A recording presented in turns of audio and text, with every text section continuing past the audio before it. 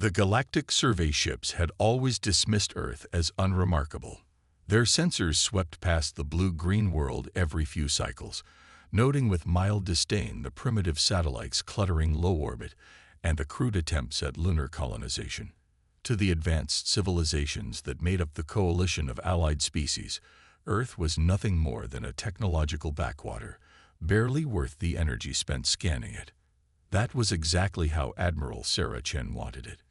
Deep beneath the Pacific Ocean, in a facility known only to a handful of humans, she stood before a wall of quantum displays, watching as the latest coalition survey vessel performed its routine scan. The alien ship's sensors probed Earth's atmosphere, recorded its visible infrastructure, and logged the expected activities of a Level 2 civilization. They still can't see through the quantum camouflage, Dr. Paddle reported from his station, a hint of pride in his voice. The Helios network remains completely invisible to their scans. Sarah nodded, allowing herself a small smile. For 30 years, humanity had maintained the greatest deception in its history. While the coalition believed Earth was struggling with basic space travel, the truth was far different.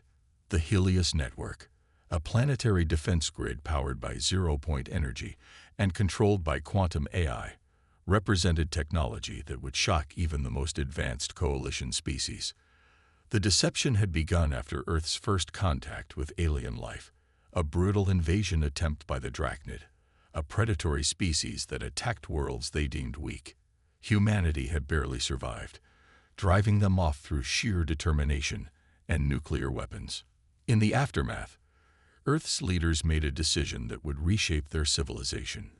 They would never be vulnerable again. But instead of announcing their presence to the galaxy, they chose a different path. Earth would appear weak while growing strong in secret. Every visible sign of progress was carefully calculated to maintain the illusion of a struggling young species.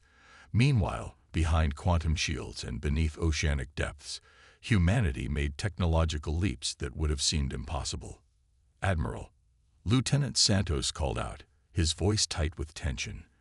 "We're detecting something unusual. The coalition vessel. It's not alone." Sarah moved to his station, her eyes narrowing at the data streaming across his screen. Hidden behind the survey ship's signature were energy readings from at least 30 other vessels, all running in stealth mode. This wasn't a routine survey. It was a prelude to invasion. "They're positioning themselves along optimal strike vectors," Santos continued. "Classic coalition invasion formation." Sarah felt a cold anger settle in her chest. After all these years, they still saw Earth as easy prey. The coalition, for all its claims of peaceful cooperation, had a history of uplifting primitive worlds through forced integration, a euphemism for conquest and cultural destruction. "How long until they're in position?" she asked, though she already knew the answer. 3 hours, 17 minutes. Sarah straightened, her decision made. "Initiate Protocol Omega. It's time to show them what humanity has become." Throughout the facility, klaxons began to sound. The Helios network, dormant for so long, hummed to life. In secret bases around the world, men and women who had trained for this moment moved with practiced precision. Earth's masquerade was about to end. "Dr. Patel," Sarah called out, "begin quantum field dissolution. Let them see exactly what they're dealing with." As the quantum camouflage began to fade, the true Earth was revealed. Massive orbital defense platforms materialized in geosynchronous orbit. The primitive satellites transformed, showing their true nature as advanced weapon systems. And beneath the oceans, massive energy signatures began to rise as humanity's hidden fleet prepared for war. In the coalition flagship, Admiral Zextal stared in disbelief at his sensors. Where moments ago had been a primitive world ripe for conquest, now stood a fortress bristling with weapons that shouldn't have been possible for centuries. His mandibles clicked in agitation as he realized the magnitude of their mistake. The invasion fleet had walked straight into a trap, but not one made of weapons and shields alone. They had been trapped by their own arrogance, their absolute certainty in their superiority. As the first quantum-locked missiles streaked from Earth's defense platforms, Zextal realized that the Coalition had made a fatal error. They had judged humanity by what they showed the galaxy, never considering what they might be hiding. Now, they would learn the cost of that assumption. Sarah watched the Coalition fleet's reaction with grim satisfaction. "Send the transmission," she ordered. Across every frequency used by the Coalition ships, in perfect galactic standard, Earth's message was clear. You should have left us alone. The battle for Earth was about to begin, but it would not go the way the Coalition had planned. Humanity had spent 30 years preparing for this moment, and they had no intention of being the victims in this story. The Coalition fleet hung motionless in Earth's orbit, their invasion formation now a deadly liability. Admiral Zextal's flagship, the Eternal Dawn, shuddered as another wave of quantum-locked missiles detonated against its shields. Technology that shouldn't exist on a Level 2 world was systematically dismantling his fleet's defenses. Impossible, he chittered, his compound eyes fixed on the tactical display. Their weapons are penetrating our phase-shifted shields as if they weren't even there. The human transmission had been brief, but its implications were staggering. This wasn't just advanced technology. It was technology specifically designed to counter Coalition systems. Every weapon, every defensive measure, seemed perfectly calibrated to exploit weaknesses the Coalition thought only they knew existed. In the underwater command center, Admiral Chen watched the Coalition fleet's desperate attempts to regroup. Their ships, previously arranged for a swift conquest, now scrambled to form defensive positions. But it was already too late. "Launch the Phantom squadrons," she ordered, her voice steady. "Let's show them what else we've been hiding." From concealed hangars around the globe, Earth's fighters emerged. Unlike the bulky, visible craft that normally patrolled Earth's atmosphere, these were something else entirely. The Phantom fighters were works of art. Quantum-engineered vessels that could phase through solid matter, their hulls composed of programmable matter that adapted to any threat. Coalition sensors barely registered them before the attacks began. The Phantoms moved like living shadows, passing through the Coalition's energy shields as if they were mist. Their weapons, miniaturized versions of the Helios network's main guns, carved through alien armor with surgical precision. "Admiral," Dr. Patel called out, "they're attempting to open a hyperspace window. Should we allow their retreat?" Sarah considered the option. Letting them flee would spread word of Earth's true power, but it would also give the Coalition time to adapt. "No," she decided. "Activate the dimensional anchors." The Coalition ship's desperate attempt to escape was met with failure as Earth's dimensional anchors, massive devices hidden in the moon's shadow, activated. The very fabric of space-time around Earth became locked, preventing any form of faster-than-light travel. On the Eternal Dawn, panic began to spread.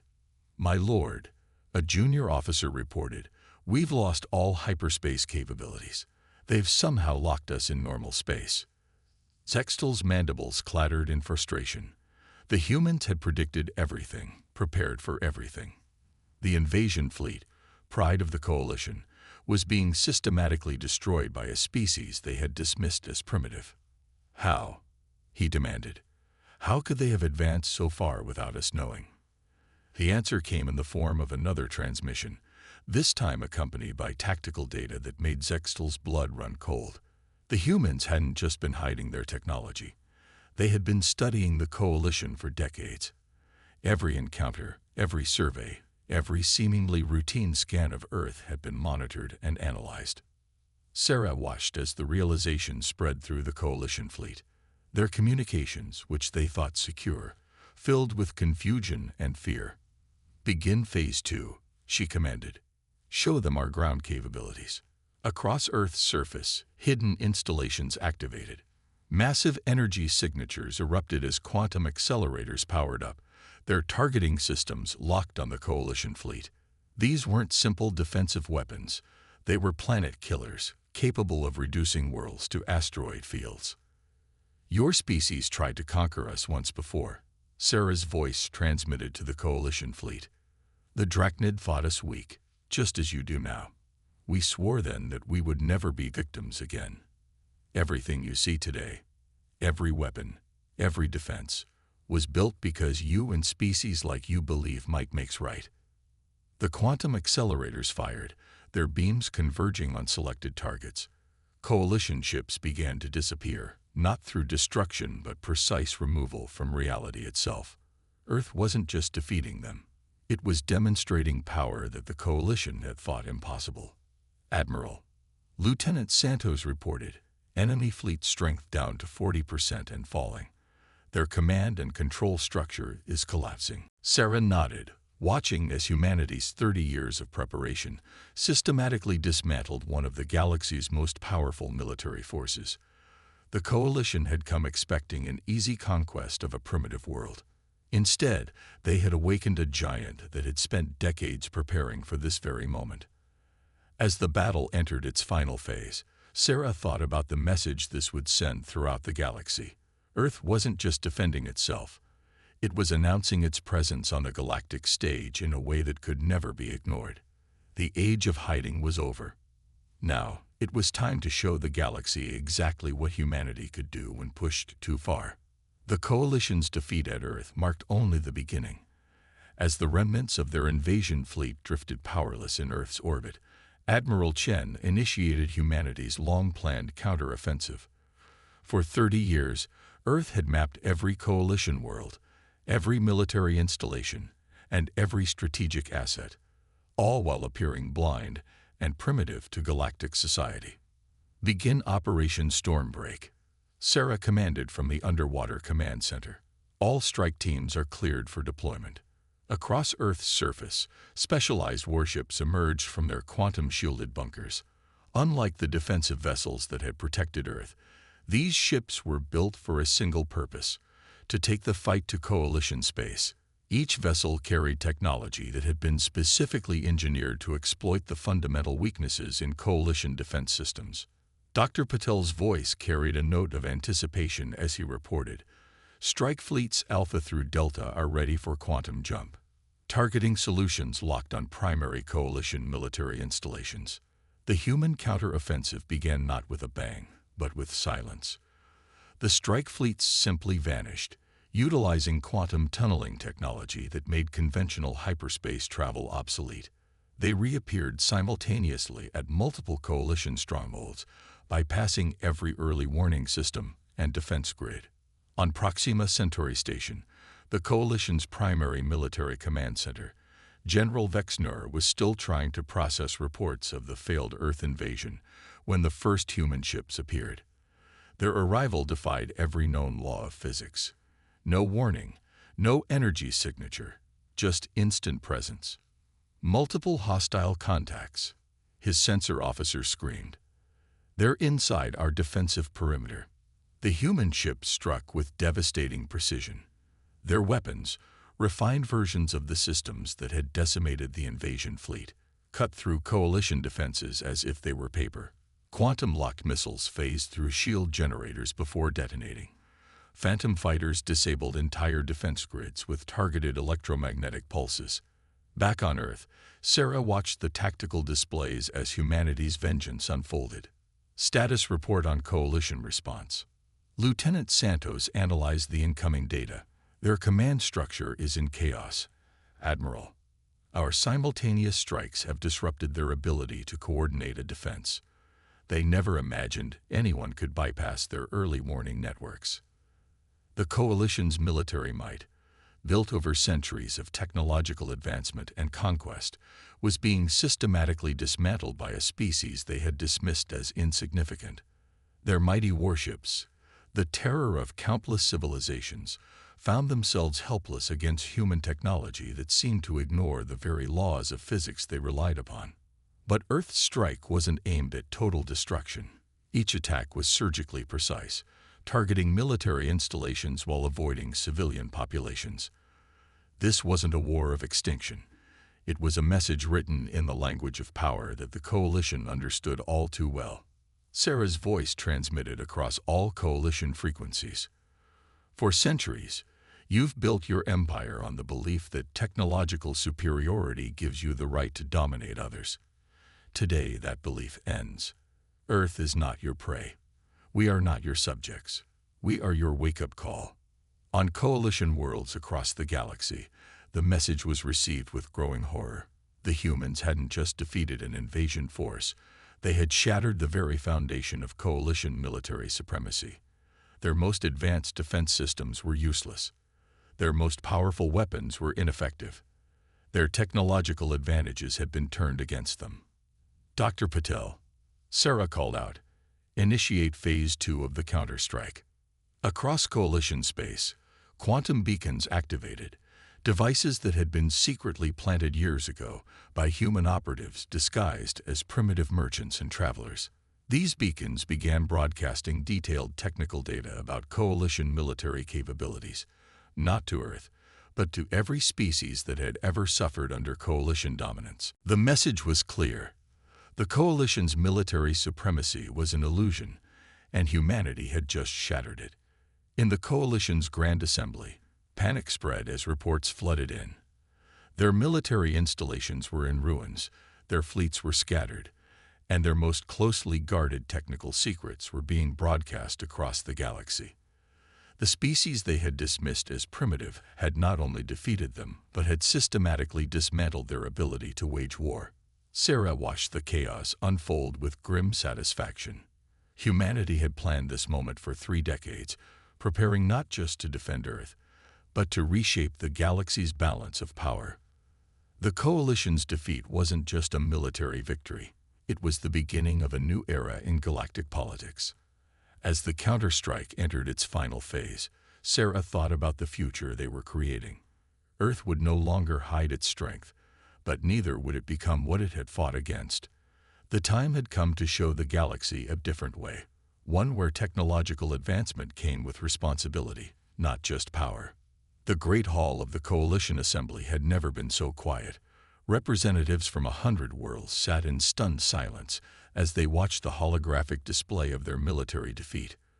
Earth's counterstrike had left the Coalition's mighty fleets in ruins, their defensive capabilities exposed as inadequate, and their political structure in shambles. Supreme Chancellor Vox then, his crystalline form dimmed with stress, faced the assembly. We must accept the reality of our situation. The humans have not just defeated us militarily. They have fundamentally altered the balance of power in our galaxy.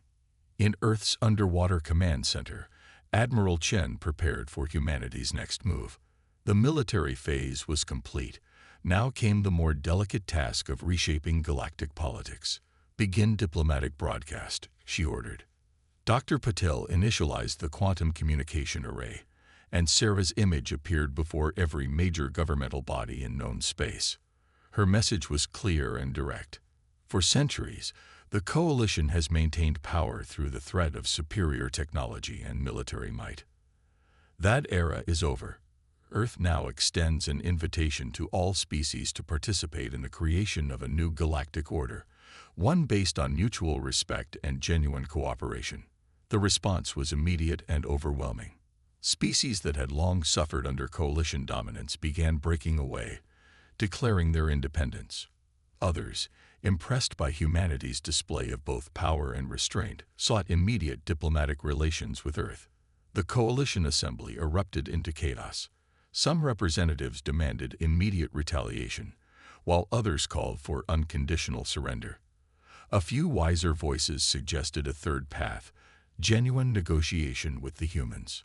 Ambassador Lyra, representing the Arcturian systems, rose to address the assembly. "We have all been blind," she declared, her bioluminescent form pulsing with emotion. "While we dismissed Earth as primitive, they were studying us, understanding us, and preparing not just to defend themselves, but to fundamentally change our society. We should be asking ourselves why they chose restraint when they clearly had the power to destroy us completely." In various corners of the galaxy, other powers watched and calculated. The Centaurian Empire, long a rival to the Coalition, saw an opportunity in the chaos. The Andromedan Collective, isolated and xenophobic, began reassessing their defensive capabilities against this new human technology. Sarah received the reports with careful consideration. Earth's demonstration of power had achieved its primary goal.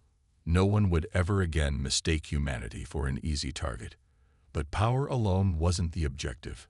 Earth had spent 30 years preparing not just weapons, but plans for a more stable and equitable galactic society. Admiral Lieutenant Santos reported, "We're receiving diplomatic requests from over 300 worlds. Many are former coalition protectorates seeking independence and protection." Sarah nodded. This too had been anticipated. "Begin implementation of the Aurora Protocol," she ordered. The Aurora Protocol was humanity's vision for a new galactic order.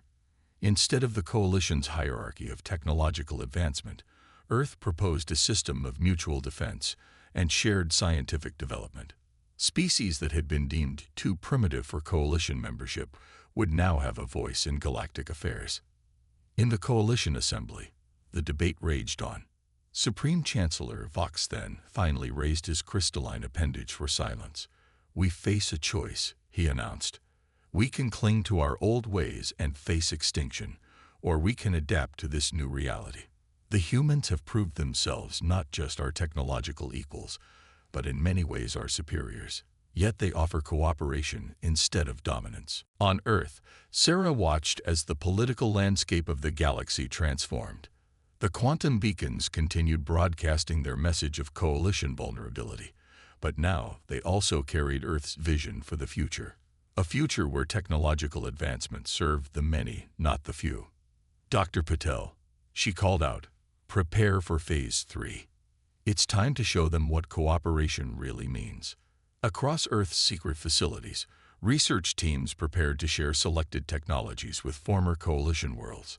Not weapons or military systems, but advances in medicine, environmental restoration, and sustainable energy. Earth would help rebuild what the coalition had suppressed, but in a way that promoted stability rather than dominance. The galaxy was changing, transforming from a hierarchy of power into something new. The species that had once dismissed Earth as primitive now looked to humanity for leadership, not through force, but through example. The age of coalition dominance was over. The age of human innovation had begun. 1 year after Earth's emergence as a galactic power, the landscape of space had transformed beyond recognition. The grand spires of the Coalition Assembly, once symbols of unquestioned authority, now hosted a different gathering. The first Galactic Concordat. Admiral Sarah Chen stood before representatives from over 1,000 worlds, her dress uniform a stark contrast to the exotic forms of alien diplomats. The past year had proven more challenging than the initial victory. Building was always harder than breaking, and Earth had committed itself to building something unprecedented. The old order fell because it was built on fear. She addressed the assembled species. "We've spent the last year proving there's another way. Not through dominance, but through genuine cooperation." The evidence of this new approach surrounded them. Former coalition worlds that had once been resource extraction sites now hosted advanced research centers, their populations working alongside human scientists. The quantum technology that had won the war now powered clean energy grids across dozens of systems. Dr. Patel, now serving as Earth's chief science liaison, guided delegations through demonstrations of shared technological developments. "These advances aren't just human innovations," he explained to an audience of former coalition scientists. "They're the result of combining our understanding with perspectives from across the galaxy." The changes weren't just technological. Species that the coalition had deemed primitive were proving their worth in unexpected ways. The empathic abilities of the Proxima natives revolutionized diplomatic relations. The adaptive biology of the Retalians opened new frontiers in medical science. Earth's policy of technological sharing, carefully managed to prevent military abuse, had unleashed a wave of innovation across known space. But not all welcomed this new order. In the shadows of distant systems, remnants of the old coalition military gathered, clinging to dreams of restored glory. They watched and waited, believing that Earth's power would prove temporary, that the natural order of coalition dominance would return. They were wrong. Earth's strength hadn't been in its hidden weapons or advanced technology. The true power lay in what humanity had learned during its long deception. The ability to see beyond immediate advantage, to plan not just for victory, but for peace. We face a choice, Sarah continued her address. We can repeat the cycles of dominance and rebellion that have plagued our galaxy, or we can embrace something new. Earth didn't reveal its power to become the new coalition. We emerged to end the very concept of galactic dominance. The phantom fleets that had once brought devastation now patrolled trade routes, protecting merchants of all species from pirates and remnant coalition forces.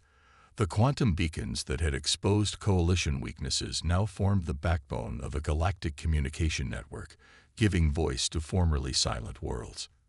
In Earth's underwater command center, now transformed into a coordination hub for the Concordat, Lieutenant Santos monitored reports from across known space. The signs were promising. Trade was flourishing. Scientific advancement was accelerating, and formerly hostile species were finding common ground.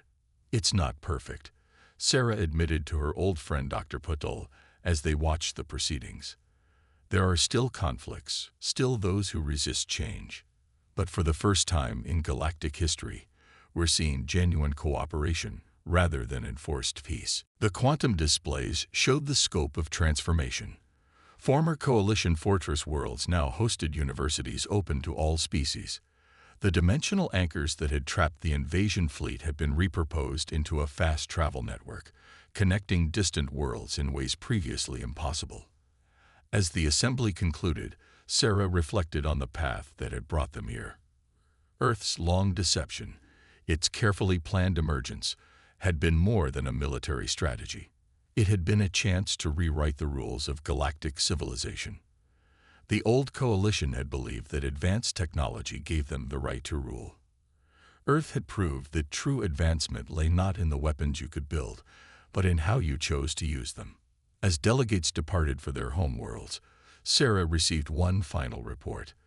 The last holdout of coalition military forces had surrendered, not to Earth's superior weapons, but to the undeniable evidence of a better way forward. The galaxy had changed, and there would be no going back. Humanity had emerged from the shadows not to conquer, but to connect. The deception was over, the war was won, but the real work, building a truly united galaxy, was just beginning. In the end, Earth's greatest victory hadn't been defeating the coalition. It had been showing the galaxy a new path forward, one where advancement meant more than just power. The dawn of this new era brought with it challenges and opportunities that no one species could face alone. And that, perhaps, had been the point all along.